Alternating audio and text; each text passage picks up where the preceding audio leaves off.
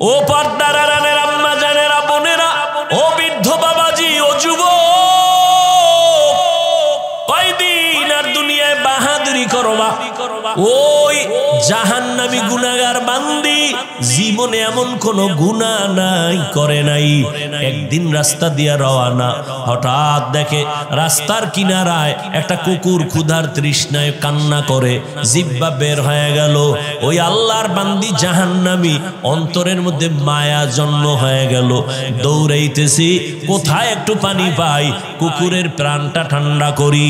দৌড়ায় গেল, খুঁজে খুঁজে একটা পানির কূপ পাইয়া পানি উঠাবে, কিন্তু পানি অনেক নিচে, উঠাবার কোনো পাত্র নাই। আল্লাহর বান্দির পায়ে ছিল চামড়ার মোজা, মোজাটা খুলিয়া আল্লাহর বান্দি যখন পানি উঠাইতে চাইল, দেখে মোজার নিচে আরো পানি, কেমনে উঠানো যায়? আল্লাহর বান্দির মাথায় বড় একটা ওড়না পেঁচানো ছিল। এত বড় জাহান্নামী নারী, গুনাহগার, এরপরেও বড় ওড়না মাথা ঢেকে চলে। আর বর্তমান মুসলমানের সন্তান আমার বোনেরা, মাথায় ওড়না তো পরেই না, টুকটাক যা পরে তাও গলার মাফলা বানায়া ফ্যাশন করতেছি। ওড়না পরে না। যেই ঘরের নারী ঠিক মতো ওড়না পরবে না, ওই ঘরে রিজিকের কোনো বরকত হবে না। এরে আম্মা জান, ওই জাহান্নামী নারী ওড়না খুলিয়া, ওড়নার এক মাথা মুজার সাথে বেঁধে পানি উঠাইয়া একটা দৌড় দিয়া কুকুরটারে পানি পান করায় দিছে।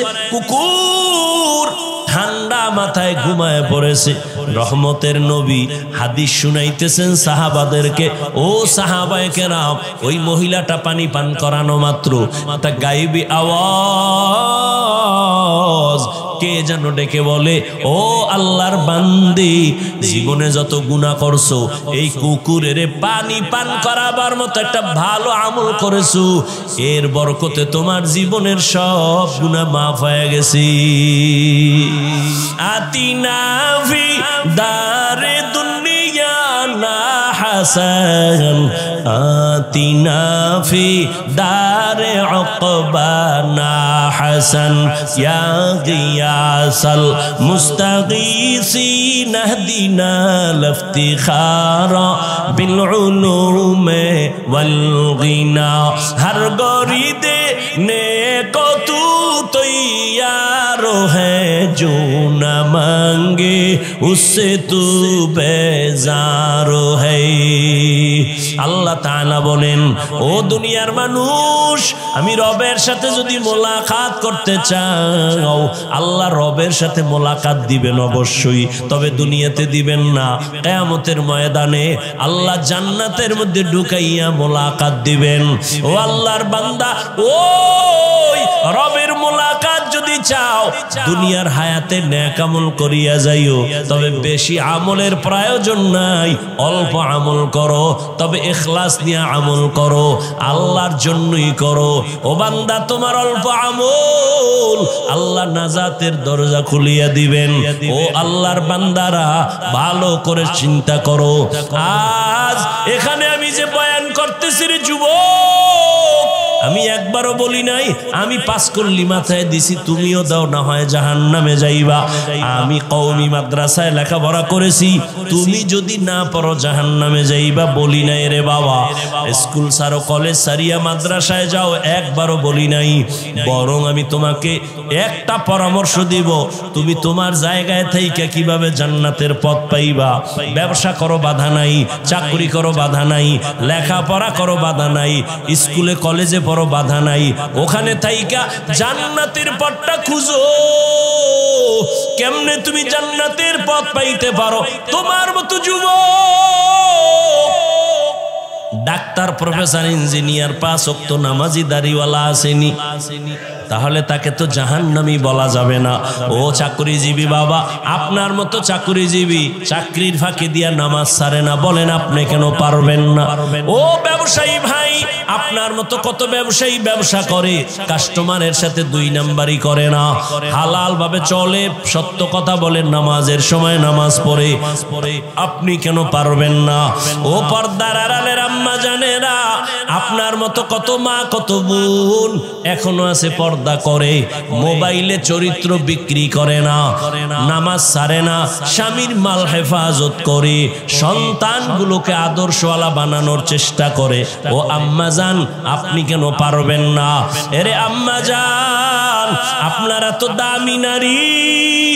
ওই দুনিয়ার ইতিহাস আপনারা জানেন, এ জমিনের মধ্যে আল্লাহর এক দুশমন ফেরাউন আল্লাহর সাথে চ্যালেঞ্জ দিয়া নিজেরে খোদা বলে দাবি করলো, আর তার ঘরে আল্লাহ ঈমানের ফুল ফুটায় দিলেন। ওই বেঈমানের ঘরে তার স্ত্রীর নাম জানেননি? আসিয়া। আল্লাহ তারে এমন ভাবে কবুল করেছেন, রহমতের নবী বলেন কিয়ামতের দিন আসিয়ার সাথে আমি মুহাম্মদের সাথে বিবাহের বন্ধন হয়ে যাবে। এরে নগর কান্দার পর্দার আড়ালের মা, আপনার স্বামী তো ফেরাউনের মতো খারাপ না। আপনি কি পারেন না নামাজ পড়ে স্বামীর জন্য দোয়া করবেন? আপনি যদি স্বামীরে বুঝাইতেন, ও স্বামী আমার নামাজ পড়িও, আর আল্লাহর কাছে হেদায়েতের দোয়া করতেন, আল্লাহ আমার স্বামীরে হেদায়েতের দৌলত দাও, নামাজি বানাও, আমার স্বামীর কামাই রুজি ব্যবসায় বরকত দাও। আর মাঝে মাঝে যদি স্বামীরে বুঝাইতেন আর বলতেন, স্বামী মা বাবার আদর চাইরা তোমার ঘরে আসছি, না খাইয়া থাকলেও আসি, খাইয়া থাকলেও আসি, তোমার কাছে আমার দাবি, জীবনে একটা হারাম টাকা ঘরের মধ্যে ঢুকাইবা না, কোনো কামাই রুজি অবৈধভাবে করবা না, অবৈধ টাকার খানা খাইয়া আমাদের রক্ত নাপাক করব না, আমাদের সন্তানদের রক্ত নাপাক করব না। আম্মা জান যদি বুঝাইতে পারতেন, আপনার স্বামী কোনোদিন অবৈধ হারাম টাকা ঘরে নিতে পারতো না। এরে আম্মা জান, আজ আপনার আদর্শ এত দামি আদর্শ, আপনার আদর্শের দ্বারাই তো একটা সন্তান আদর্শবান হবে। একটা গাছ ভালো হলেই তো গাছের ফল ভালো হবে। এরে আম্মা জান, আবার বাবার কথা বলি না কেন তাও তো প্রশ্ন করতে পারেন। শুধু আমাদের বলেন কেন ভাই, বাবার কথা কেন বলেন না? রহমতের নবী আপনাদের মর্যাদা বাবার তুলনায় বেশি দিয়েছেন। ও আম্মা জানেরা, একটা সন্তান বাবার তুলনায় মায়ের কাছে সময় বেশি কাটায়, এবং মা যা করে ওটা দেখে দেখে সন্তান শিখে। দেখবেন যেই ঘরের মা 5 বেলার নামাজ পড়ে, হঠাৎ আজান হয়ে গেছে, আম্মা জান কাপড় টেনে মাথা ঢেকে দিয়েছেন, দেখবেন দেখে দেখে বাচ্চাটাও আজান দিলে মাথার কাপড় টেনে দেয়। মা দৌড়ে গেছে অজু করার জন্য, বাচ্চাটাও মায়ের দেখা দেখি অজু করতে গেল। মা সুন্দর করে অজু বানাইছে, বাচ্চাটা তো অজু বুঝে না, অজু বানাইতে গিয়া হাফ গোসল কইরা জামা ভিজায় ফেলছে। মা অজু বানাইয়া যায় নামাজে দাঁড়াইয়া হাত বুকে লাগাইয়া সূরা পড়া শুরু করলো, আলহামদুলিল্লাহি রাব্বিল আলামিন আর-রহমানির রহিম মালিকি ইয়াউমিদ্দিন ইয়াকা না'বুদু ওয়া ইয়াকা নাস্তাঈন ইহদিনাস সিরাতাল মুস্তাকিম সিরাতাল লাযীনা আন'আমতা আলাইহিম গায়রিল মাগযুবি আলাইহিম ওয়ালাদ-দাল্লিন।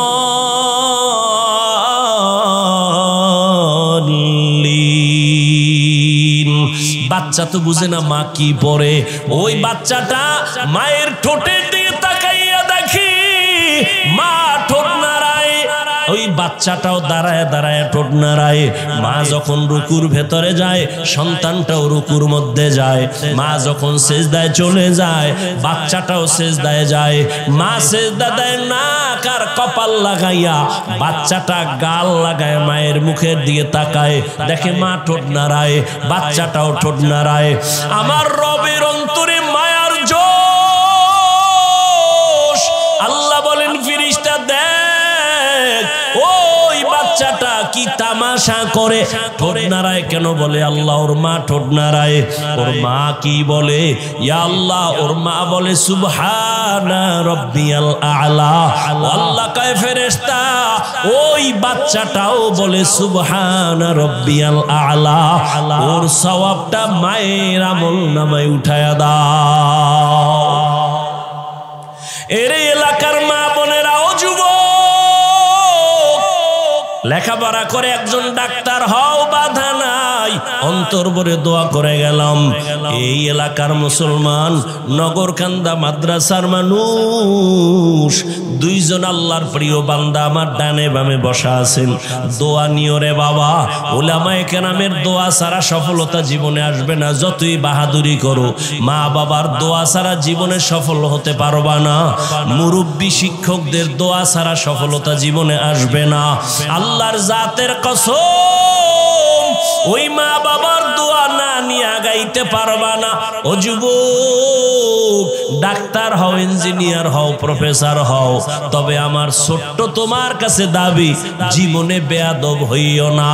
মা বাবার দোয়া নিয়া, শিক্ষকের দোয়া নিয়া, উলামায়ে কেরামের দোয়া নিয়া ডাক্তার যদি হইতে পারো, জীবনটা তোমার সফল। মরিয়া গেল মানুষ দোয়া করবে, স্মরণ করবে। ইঞ্জিনিয়ার হইলেও তুমি সফল, আল্লাহ জান্নাতের পথ তোমার আসান করে দিবে। মা বাবার দোয়া ছাড়া তুমি এখনো কিন্তু বেঁচে নাই। ওই মা বাবার চোখের পানির দোয়া, ওই দোয়ার কারণে আজ আমি হাফিজুর রহমান চেয়ারে বসছি, বয়ান করতেছি। কিন্তু এটাও ভালো কইরা শোন, জীবনে তো গুনাহ কম করলি না। আমার আম্মা জান আমার জন্য দোয়া করছেন, আমার আব্বা জান আমার জন্য দোয়া করছেন, ঠিক। তবে এই চেয়ারে বৈশা বয়ান করা আমার আব্বা শিখান নাই, আমার আব্বা জান আমার মা শিখান নাই। এই বয়ান করা শিখাইছেন হাতে ধইরা আমার ওস্তাদ, আমার শিক্ষক, হাতে কলমে ধরে ধরে শিখাইছেন, বয়ান শিখাইছেন, পড়া শিখাইছেন, কোরআন পড়াইছেন, তরজমা পড়াইছেন, ব্যাখ্যা পড়াইছেন। অতএব আমার আব্বা আম্মার দোয়ার পরের স্টেশন আমার ওস্তাদের দোয়া, এরপরের স্টেশন আমার উলামায়ে কেরাম মুরব্বিদের দোয়া। দোয়া না নিয়ে কোনো দিন বান্দা আগাইতে পারবে না। ওই জন্য খবরদার, মা বাবার দোয়া নিও রে যুবক। পরীক্ষায় তুমি পাস যদি করতে চাও, মা বাবার দোয়া ছাড়া করতে পারবা না। ওই মা বাবার চোখের পানি আর দোয়া তোমার জন্য কত আশীর্বাদ হয়ে আছে। তুমি মা বাবার দোয়ার কারণেই তো আজকে টাকার মালিক। মা বাবার চোখের পানি আর দোয়ার কারণে তুমি আজ বাড়ির মালিক, তুমি আজ গাড়ির মালিক, সম্মানের মালিক। ওই মা বাবা তোমার জন্য জীবনটা উৎসর্গ করে দিয়েছেন। ও সন্তানেরা, ওই মা বাবার দোয়া নিয়ে সামনে আগাইও, শিক্ষকের দোয়া নিয়ে সামনে আগাইও, ওই মা বাবার আদর্শ নিয়ে সামনে আগাইও। জীবনটা তোমার ধন্য হতে হবে। ধন্য যদি করতে চাও, আদবওয়ালা জিন্দেগি নিয়ে সামনে আগাও। দোয়া যদি নিতে নাও পারো রে যুবক, অঙ্গীকার কর এই প্যান্ডেল থেকে, মরিয়া গেল মা বাবার দোয়া যদি নিতে নাও পারি, কোনোদিন বেয়াদবি করে বরদোয়া নিব না। শপথ করো, জীবনে ওস্তাদের দোয়া না নিতেও পারলে কোনোদিন বেয়াদবি করে বরদোয়া নিবা না। কারণ মা বাবার বরদোয়া মরার আগে পঙ্গু হয়ে যাবি। শিক্ষকের বরদোয়া যদি লেগে যায়, মরার আগে কপাল পুড়ে যাবে। আলেম ওলামার বরদোয়া যদি কপালে লেগে যায়, জীবনটা ধ্বংস হয়ে যাবে রে বাবা। ও পর্দার আড়ালের আম্মা জান, আপনার সন্তানকে আদর্শ সন্তান ডাক্তার বানায় যান, আপনার সন্তানকে আদর্শ ইঞ্জিনিয়ার বানায় যান।